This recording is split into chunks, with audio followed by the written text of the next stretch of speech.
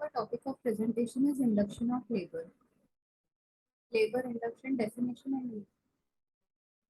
The indications of induction of labor are membrane rupture without labor, gestational hypertension, oligohydramnios, non-reassuring fetal status, postpartum pregnancy, chronic hypertension, diabetes. Labor induction. Induction implies stimulation of uterine contraction before the spontaneous onset of labor, with or without ruptured membranes. Augmentation refers to enhancement of spontaneous contractions that are considered inadequate because of failed cervical dilatation and failed fetal descent. When cervix is closed and uneffaced, labor induction will often commence with cervical racking that employs prostaglandins to soften and open the cervix. Contraindications: prior maternal incision type, contracted or distorted pelvic anatomy, abnormally implanted placentas, and uncommon active genital herpes or cervical cancer. Fetal, appreciable macrosomia, severe hydrocephalus, malpresentation, or non-reassuring fetal status. Risks are cesarean delivery, chorioamnionitis, uterine rupture, postpartum hemorrhage due to uterine rupture. Factors affecting induction success: young age, multiparity, BMI less than 30, favorable cervix, birth weight less than 3 kg 500 grams. Now, what is pre-induction cervical ripening? That is Bishop's score. So, the factors over which Bishop's score is based is dilatation, effacement of the cervix, station, consistency, and position. So dilatation, is it closed? Then if it is 1 to 2 centimeter, 3 to 4 centimeter, more than 5 centimeter. Effacement, it is 0 to 30%, 40 to 50%, 60 to 70%, more than 80%. Station, -3, -2, -1, +1, +2. Consistency, firm, medium, soft. Position, posterior, mid, position, anterior. Cervical favorability: a Bishop's score of 9 conveys a likelihood of a successful induction. A Bishop's score of 4 or less identifies as unfavorable cervix and may be an indication for cervical ripening. Pharmacological techniques: prostaglandin E2 agent, dinoprostone gel 0.5 mg, dinoprostone 1 insert 10 mg, cervical. Cervical 0.5 mg repeat in 6 hours permits 3 doses total, posterior fornix 10 mg.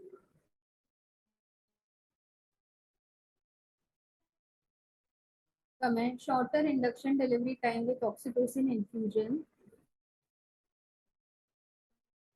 than oxytocin alone. Insert has shorter induction duration times than gel. 6 to 12 hour interval from last insert to oxytocin infusion. Pharmacological techniques: prostaglandin E1 agent, misoprostol tablet, it is 50 to 150, 25 to 50 micrograms. Root vaginal, repeat 3 to 6 hourly. Comment: contractions within 30-60 minutes, success comparable to oxytocin for ruptured membranes at term and or favorable cervix. Tachysystole, comment with vaginal dose more than 25 micrograms. PGE2 is synthetic analog, forms a gel, a time-release vaginal insert, and a 20 ml suppository. PGE2 gel after application, woman remains reclined for at least 30 minutes. PGE2 vaginal insert provides slower release of medication, 0.3 mg per hour. Following insertion, women remains recumbent for at least 2 hours. Removed after 12 hours or with labor onset and at least 30 minutes before the administration of oxytocin. Contraindications of dinoprostone: history of dinoprostone hypersensitivity, suspicion of fetal demise, cephalopelvic disproportion, unexplained vaginal bleeding. Women already receiving oxytocin, more than 6 previous term deliveries, contraindication to vaginal delivery, contraindication to oxytocin, history of cesarean delivery or uterine surgery. Nitric oxide donors, isosorbide mononitrate and glyceryl trinitrate. Isosorbide mononitrate induces cervical cyclooxygenase 2 and it also initiates cervical ultrastructural rearrangement similar to that seen with spontaneous cervical writing. Less effective than PGs and also more side effects. Mechanical technique. The 30 ml balloon is inflated with saline and pulled snugly against the internal os and catheter is taped to the thigh. Room temperature normal saline is infused to the catheter port of the Foley's at 30 or 40 ml per hour. Intravenous infusion pump suitable for women with intact or ruptured membranes do not reduce cesarean delivery. Mechanical techniques. Transcervical Foley's catheter 30 ml balloon improper improves Bishop score rapidly. 80 ml balloon more effective. Combined with oxytocin infusion is superior to PG even vaginally. Hygroscopic dilators, laminaria hydrogel, rapidly improves Bishop score. With extra amniotic saline infusion results improved and possibly decreased infection rate. Mechanical techniques may not shorten induction delivery times with oxytocin. Uncomfortable requires speculum and placement on the examination table. Methods of induction and augmentation prostaglandin E1 for labor induction 25 microgram vaginally misoprostol in a near-term patients or PROM. Similar efficacy like intravenous oxytocin. 100 microgram oral dose may be repeated after 6 hours for inadequate labor. 6 hours after second dose or in dose with techisystole and oxytocin infusion is begun if needed. Methods of induction and augmentation prostaglandin E1 for labor augmentation 75 microgram oral misoprostol, maximum 2 doses at 4-hour interval. Oxytocin, intravenous oxytocin infusion is used in active management of labor with variable effect. ACOG recommends fetal heart rate and uterine contraction monitoring with its use. Discontinued if number of contraction persists with frequency more than 5 in 10 minutes or more than 7 in 15 minutes. Oxytocin, intravenous oxytocin, if discontinued, lowers uterine contraction because of decrease in plasma concentration as half-life is approximately 3 to 5 minutes. When given, uterus contraction begins within 3 to 5 minutes and plasma steady state is reached in 40 minutes. Oxytocin dosage. A 1 ml ampule contains 10 units of oxytocin, usually diluted in 1 liter of a crystalloid solution and is administered by infusion pump.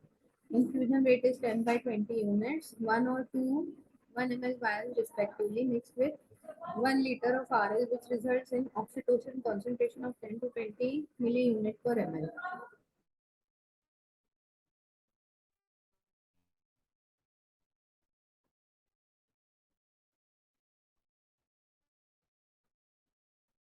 Interval between incremental dosing vary from 15 to 40 minutes. 20-minute interval regimen is used for labor augmentation, reduced cesarean delivery rate for dystocia compared with 40 minutes interval regime, but uterine techisystole was more frequent. If no uterine activity, either regime is delivering 12 milliunits per minute by 45 minutes into the infusion. Maximum oxytocin dosage.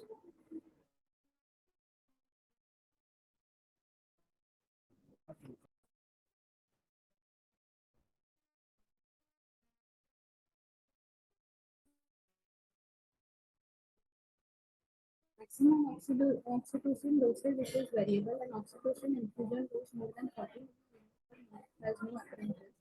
In one study at 72 milligrams per minute, half of Medicare is delivered vaginally. Risk versus benefit, uterine rupture is rare.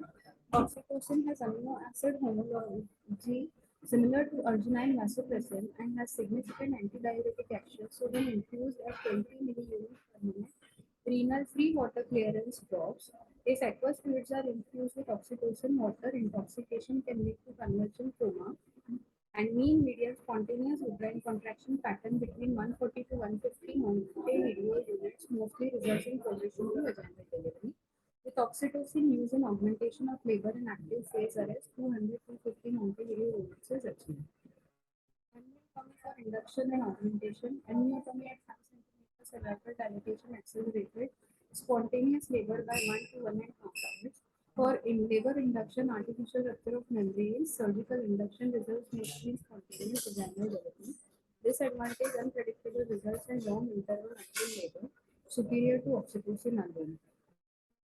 Amniotomy for induction and augmentation. Early amniotomy at 1 to 2 centimeters cervical dilatation associated with a poor duration would increase incidence of polyoamnionitis. Late amniotomy at 5 centimeters cervical dilatation. For labor augmentation, amniotomy shortened the time to delivery by 44 minutes compared with oxytocin alone. Associated with the risk of cord prolapse, the disengagement of fetal head is avoided during amniotomy. Intrauterine fetal demise and induction of labor. Current protocol. Second trimester induction abortion typically include prostaglandin, usually misoprostol, and may utilize mifepristone or oxytocin. Use of misoprostol combined with mifepristone is recommended. Misoprostol 800 microgram vaginally followed by 200 microgram delivery every 3 to 4 hours for up to a maximum of 5 doses. Or intrauterine fetal demise and induction of misoprostol 400 micrograms locally every 3 hours for up to a maximum of 5 doses. Complications: retained placenta, uterine rupture, cervical laceration, infection, or hemorrhage. Mifepristone 200 milligram orally followed by misoprostol 800 microgram vaginally followed by 400 microgram vaginally every 3 hours for up to a maximum of 5 doses. Intrauterine fetal demise and induction. Misoprostol 400 microgram vaginally sublingually every 3 hours for up